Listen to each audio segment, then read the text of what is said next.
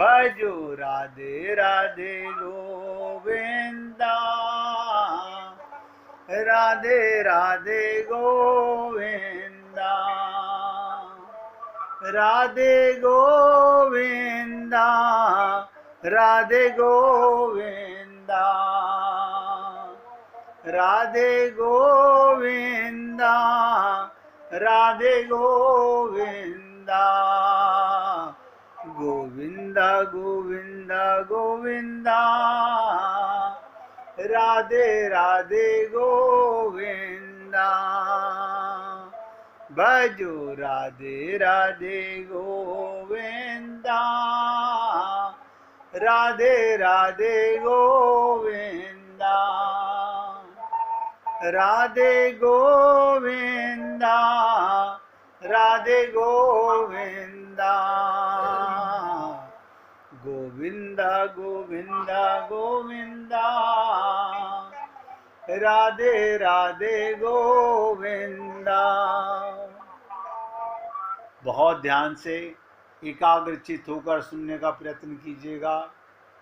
जैसे ही गोपियों ने बताया कि हम जानती हैं कि कृष्ण सरीखा, बांसुरी बजाने वाला कोई नहीं, उन जैसा सुंदर कोई नहीं, उनकी जैसी लटें, उनकी जैसी चितवन, उनकी जैसी भौएं, उनके कपोल, उनके मुस्कान के सामने इस पृथ्वी पर कोई भी नहीं।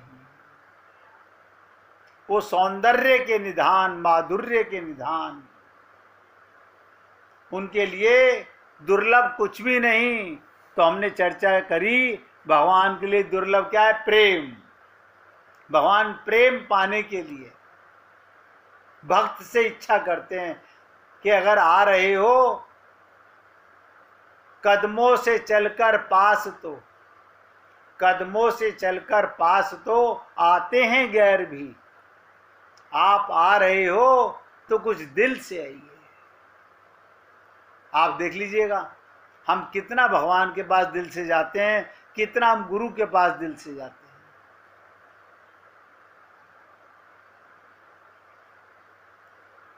अब भौरा उद्धव फिर गुनगुनाया।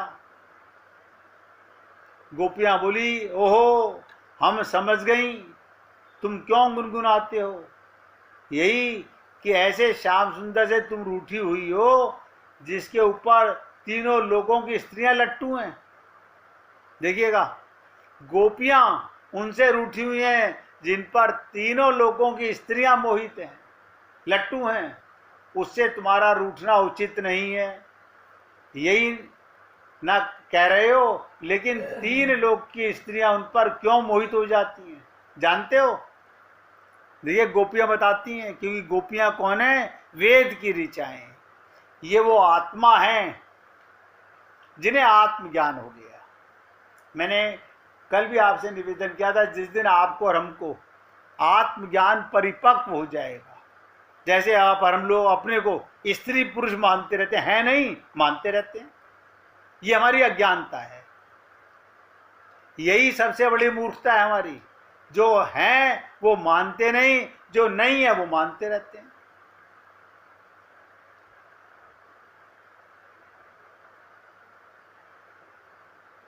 तो गोपियां कहते हैं, जानते हो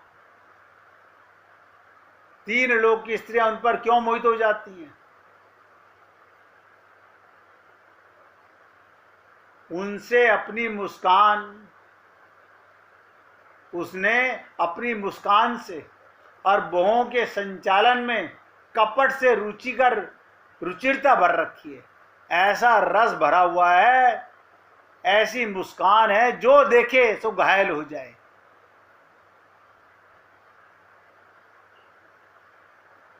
असल में ना उसकी मुस्कान में मजा है, ना उसकी बहुओं के संचालन में मजा है। हम पहले छली गई हैं, हमें उसने ठगा है, इसलिए जानती हैं।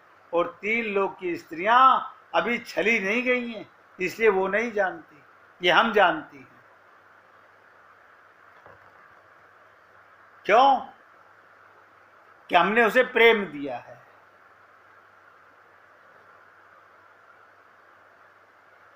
भगवान श्री कृष्ण द्वारिका में एक लीला की भगवान ने। कब? जब नारद जी ने सोचा आज भगवान के प्रेम का भंडा फोड़ता हूं। नारद जी द्वारिका में गए। अब भगवान जहां नारद जी जाएं, रुक्मणी के महल में तो भगवान श्री कृष्ण वहां विराजमान है, सत्यभामा के महल में तो वहां विराजमान है, कालिंदी के महल में तो वहां विराजमान है। तो नारद जी बोले, अरे ये छलिया तो है ही, एक कृष्ण सब जगह कैसे हो गया?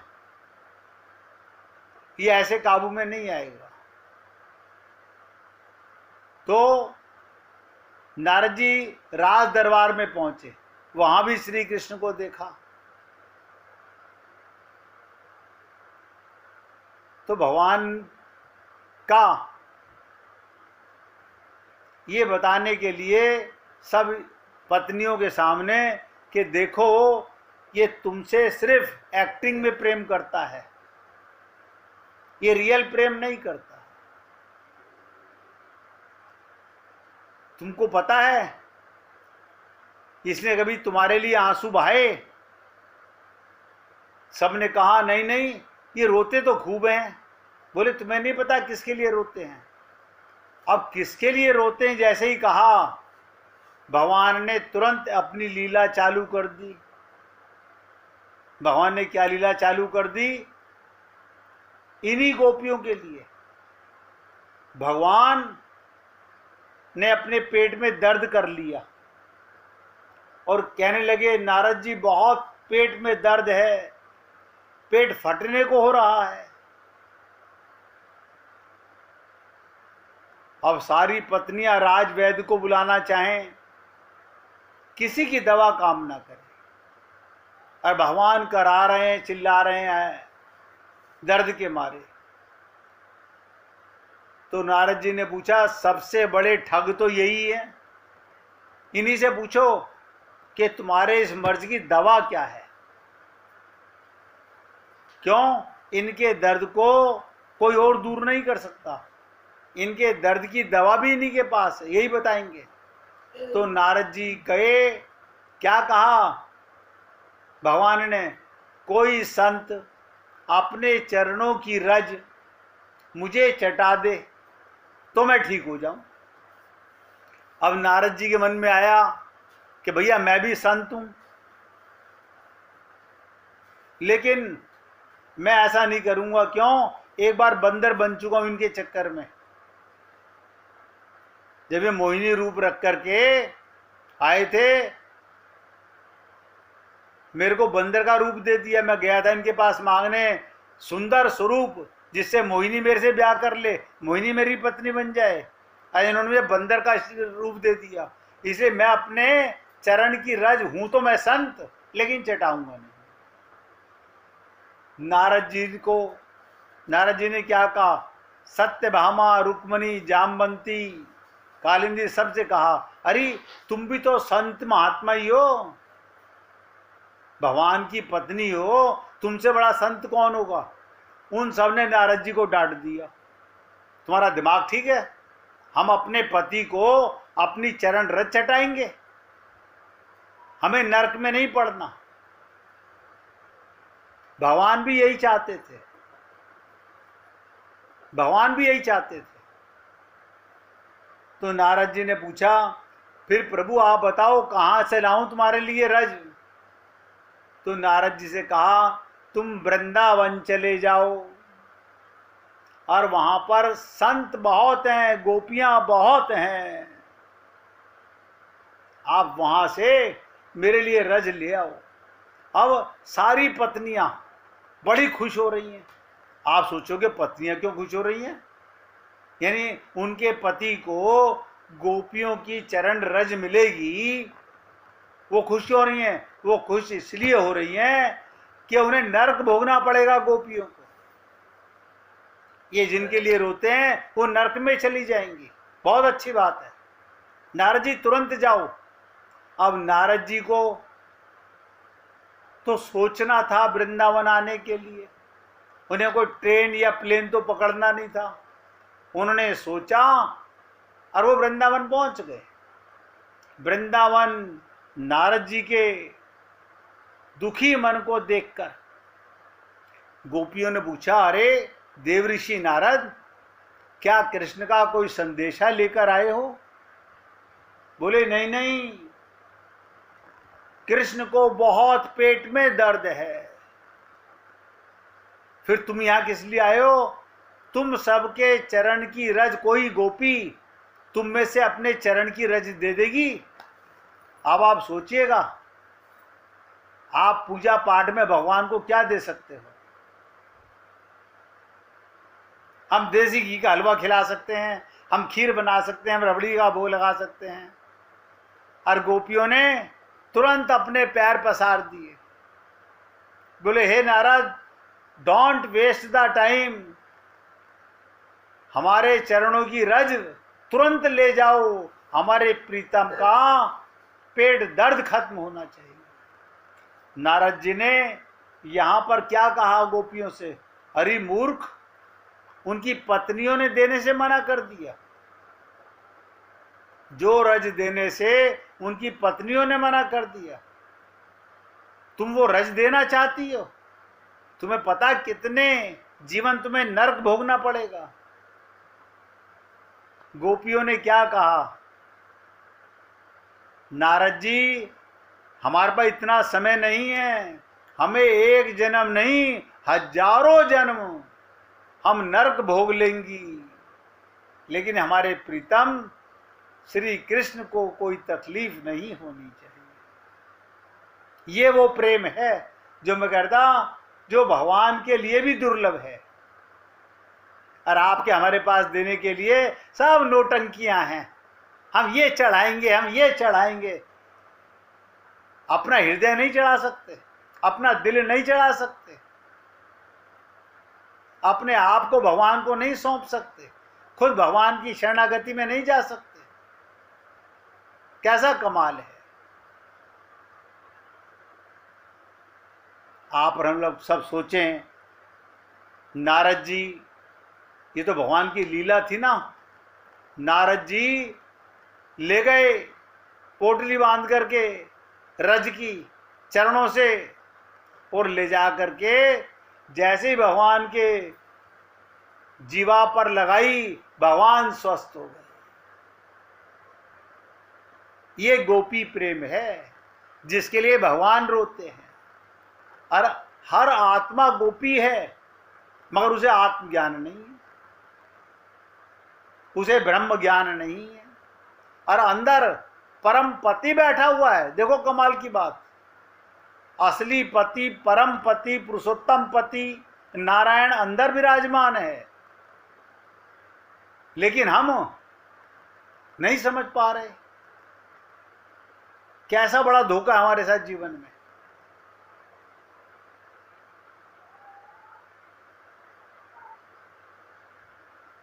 तो गोपियों ने क्या कहा? नारद जी, वो तीनों लोकों की स्त्रियां कोई छली नहीं गई, उस छलिया ने हमें छला है, उस छलिया ने हमें छला है, तो हम जानती हैं।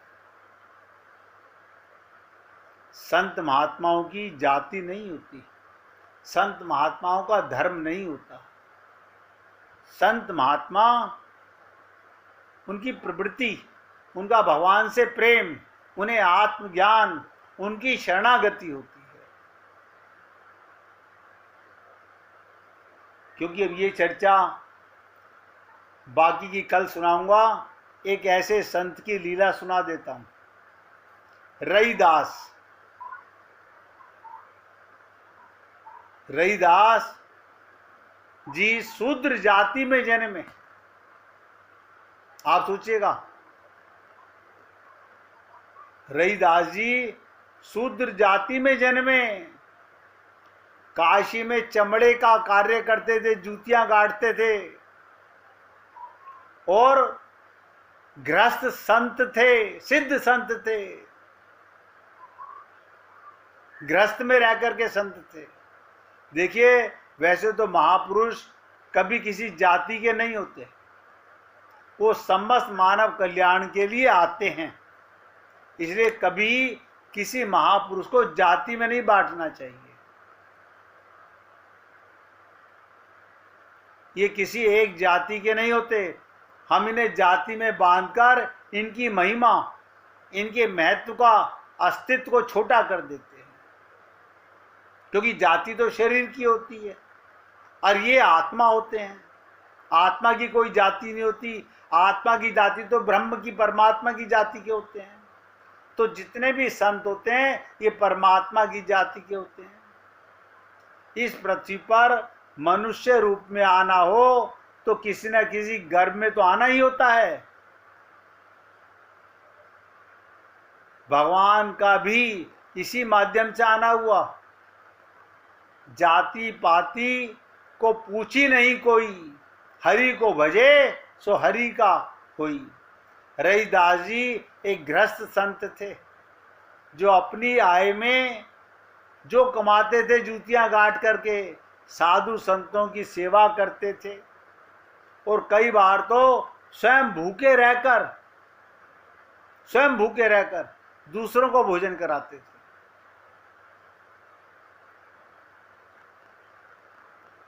एक बार रविदास जी ने साधु संत महात्माओं को भोजन करा दिया।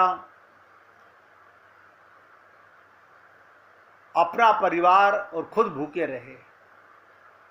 भगवान चिंतित हो गए। रविदास जी अपना परिवार ठीक से नहीं चला पा रहे। सेवा की इनकी बड़ी इच्छा। भगवान साधु वेश धारण करके इनके पास पहुंचे और बोले, रविदास जी आप इतनी साधु सेवा करते हो, इतना धन भी आपके पास नहीं, हमारे पास ये पारस का पत्थर है।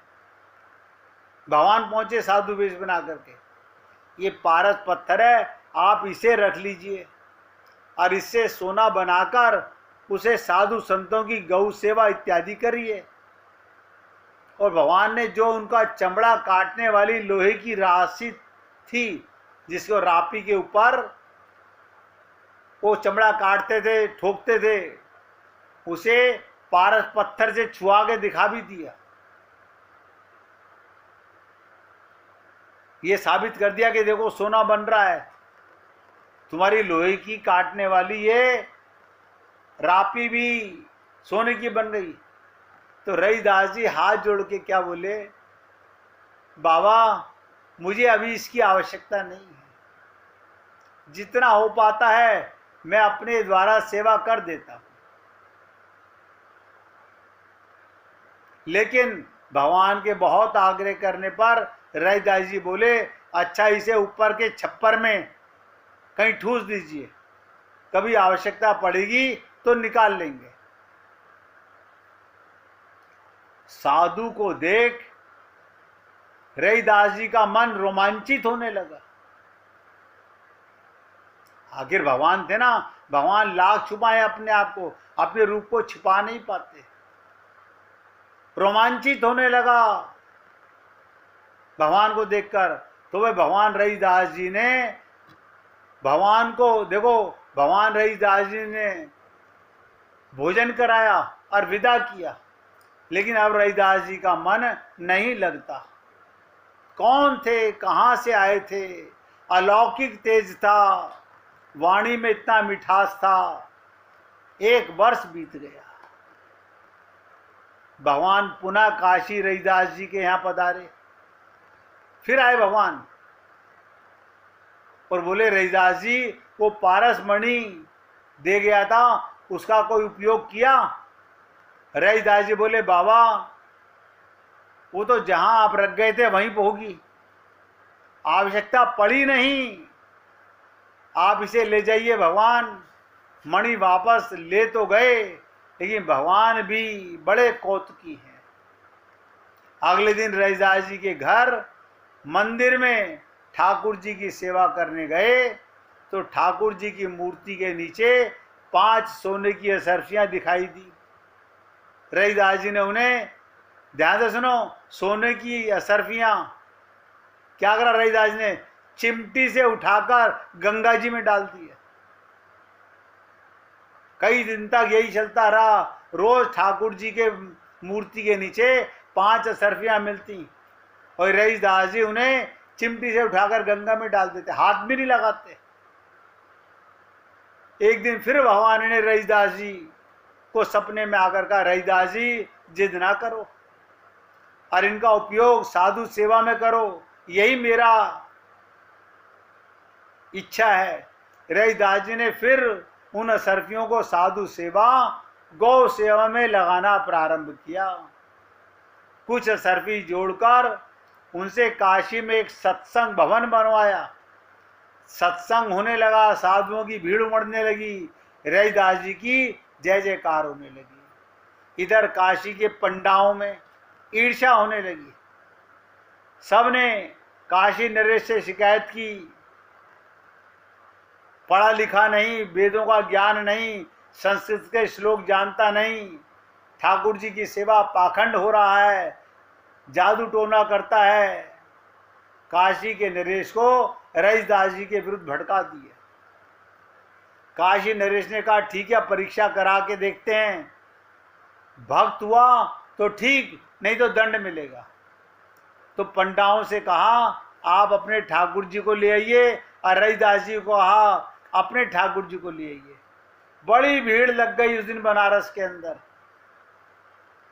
राजभवन में सब इकट्ठे हो गए, सब परीक्षा देखने आए। क्या होता है, काशी नरेश ने 2 सिंहासन लगवाए, दोनों के ठाकुर जी को उन पर पधरा दिया। पंडाओं से कहा, आप अपने ठाकुर जी का आह्वान करिए, अगर आपकी भक्ति में शक्ति है तो ठाकुर जी अपने पास बुलाइए। पंडाओं ने बड़े बड़े श्लोक मंत्र पढ़े, लेकिन प्रतिमा टस से मस नहीं हुई, हिली नहीं मूर्ति। अब रविदास जी की बारी आई। रविदास जी ने केवल एक पद गाया। क्या गाया था? ए हरि आवई बेग हमारे, ए हरि। इतना बोल ही नहीं पाए, ये हृदय की आवाज थी। ए हरि आवऊ बेगी हमारे, जैसे हृदय से पुकार और कहा, पत राखो रविदास पतित की, दशरथ राज दुलारे। ये पंक्ति बोलते ही छम छम करके भगवान सिंहासन से उतरकर रविदास जी की गोद में आ गए। चारों तरफ जय जयकार होने लगी। काशी नरेश अपने सिंहासन से उतरकर रविदास जी के चरणों में गिर पड़ा, लेकिन पंडा जी उखड़ गए। आप सोचिएगा, ये हालत है। भक्त के पराधीन होते हैं भगवान। ये पंडे पुरोहितों के चक्कर में जो आप हम लोग पड़े रहते हैं, हमें पता नहीं है इन चीज़ों का। निवेदन करना मेरा कार्य है, अच्छा लगे तो जीवन में उतारिए। ये भगवान के प्रेम के लिए शरीर मिला है, इसलिए आज प्यार से गाइएगा। इस देह में हरि मिलत हैं, इस बात को भूलना नहीं। मन इंद्रियां वश है नहीं, कली काल का तिजोर है। नहीं भक्ति ज्ञान वैराग्य है, इस चक्र में पड़ना नहीं। 2 पंथ हैं हरि मिलन के, एक सुकृत दूसरी हरि कृपा। निज कृपाश्रित को सुगम हरि, संशय में करना नहीं।